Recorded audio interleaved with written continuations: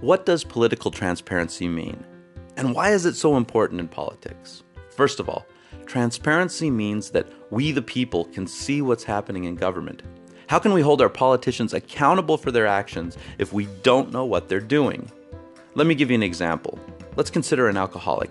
Being an alcoholic comes with all sorts of problems like anger, inability to hold down a job, family problems, health problems, way too many problems to list.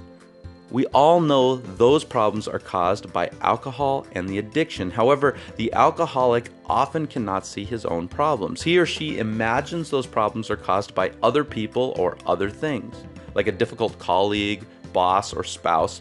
To begin to solve the problem of his addiction, he must first see his own problem.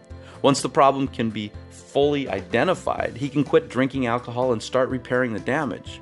The public often behaves like the alcoholic.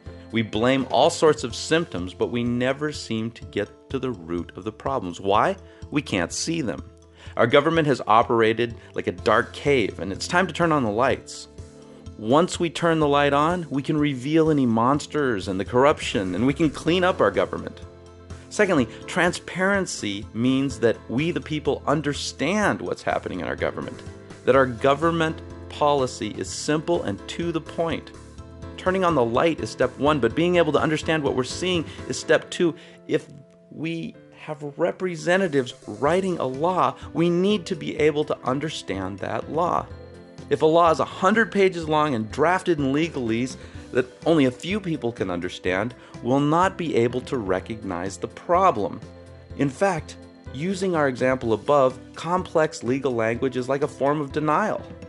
Unnecessary complexity helps the alcoholic rationalize his next drink. Since it's too complex for most of us to understand, we don't object.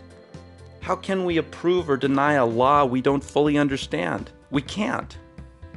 When the government is not transparent, we are unable to participate for two reasons. First, we can't see that there's a problem, and secondly, we don't understand why things aren't working as promised.